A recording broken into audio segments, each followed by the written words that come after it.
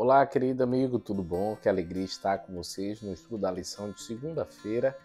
E hoje a lição é que responde o nosso verso áureo de Marcos capítulo 7, verso 15. E até a pergunta da lição, que é o título, já nos ajuda a entender esse verso.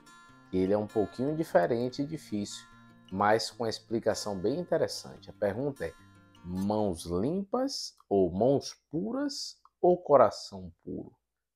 Então, e aí, é mão ou é coração que Deus quer? E aí, então, a pergunta que fica é: o que Jesus quis dizer com o enigma de Marcos 5,17? Vamos relembrar? Já que é o nosso verso para memorizar? Não existe nada fora da pessoa que, encontrando nela, possa contaminá-la, mas o que sai da pessoa é o que contamina. Será que Jesus, ao falar isso, estava dizendo que nenhum alimento pode contaminar? Será que com isso é uma liberação para comer tudo? Será que com isso Jesus estava negando o Levítico 11? Queridos, lembre-se, o contexto era a tradição dos judeus de não comer sem lavar as mãos, que inicialmente isso era para os sacerdotes e depois passou para o povo. Existe um texto bíblico em Êxodo que fala para os sacerdotes, mas o povo colocou como uma tradição deles. E Jesus então estava claramente dizendo: não é o alimento sem lavar a mão ou não que pode contaminar no aspecto moral e espiritual. Claro que um alimento sem higienizar pode nos contaminar e trazer doença. Então não é o aspecto físico que Jesus estava falando. Mas o contexto que se tinha, como falamos até ontem, é de que ao não fazer a cerimônia, você estava tendo dificuldade na sua relação com Deus. Isso interferia no seu relacionamento, na sua vida espiritual com Deus. Isso é uma loucura pensarmos assim. O simples ato de não lavar a mão cerimonialmente acaba sendo um momento de não ter essa intimidade, contato com Deus. Então Jesus disse: o que contamina não é o que entra, mas é o que sai. E sabe por que Jesus disse que é o que sai? Porque a expressão até que a lição usa é bem interessante. Porque a mão suja não contamina a alma e o moral. Só que é do coração que vem esse mal.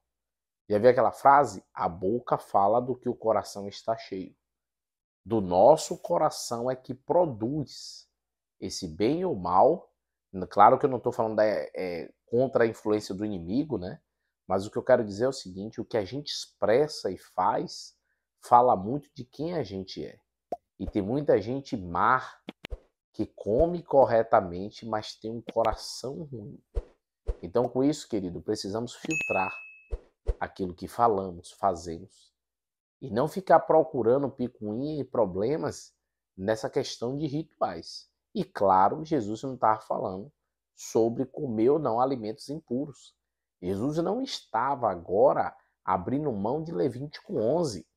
Lembre-se, nos versos acima, ainda em Marcos 7, Jesus fala sobre o que Moisés falou, a importância. Jesus não negou os ensinos de Moisés. Não negou a visão que Deus passou para Moisés.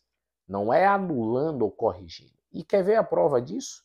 Quando você olha a continuidade de Marcos 7, me chamou a atenção, e isso não é um comentário meu, é até da lição, que se você olhar do verso 21 em diante, ele diz assim, ó: porque de dentro do coração das pessoas é que procedem os maus pensamentos, as imoralidades sexuais, os furtos, os homicídios, os adultérios, a avareza, a maldade, o engano, a libertinagem, a inveja. Olha que interessante. Um pouco mais acima a gente já falou que eles negavam pai e mãe, não honravam os pais. E aí agora Jesus complementa com os outros mandamentos. Jesus então falou para eles sobre a segunda tábua dos mandamentos. Claro que no contexto, quando ele falou de adoração, envolve também a primeira parte, porque os 4 primeiros mandamentos é de nós para com Deus, envolve adoração, não invocar o nome de Deus em vão, ter a Deus como único Deus e Salvador, honrar e guardar o sábado. Mas aí agora Jesus começa a tocar no assunto desse coração mau, como pode produzir o quê? Homicídio, inveja. E aí Jesus vai citando os outros mandamentos. Então, em outras palavras, Jesus falou até a favor da lei nesse texto. Jesus estava mostrando que quando o coração é ruim, ele não consegue cumprir a vontade de Deus e fazer aquilo que o agrada. Por isso, queridos, cuidado para que você não perca a essência e não perca aquilo que Deus espera de nós, principalmente a obediência à sua vontade. Estude a palavra, cresça na palavra e deixe Deus ser o Senhor de sua vida. Você crê nisso? Ore comigo neste momento. Querido Deus, ó Pai, obrigado pelo estudo da lição, obrigado pelo aprendizado, obrigado porque entendemos que precisamos cuidar da janela da alma, nossos olhos, o que pensamos, fazemos, para que tenhamos um coração puro e bom e agradável ao Senhor. Cuida de nós, nos dê um dia de amor, de companhia, e assim podermos crescer na graça e no conhecimento do Senhor. É o que nós te pedimos no nome de Cristo Jesus. Amém, Senhor. Deus te abençoe, queridos. Tchau, tchau e até amanhã.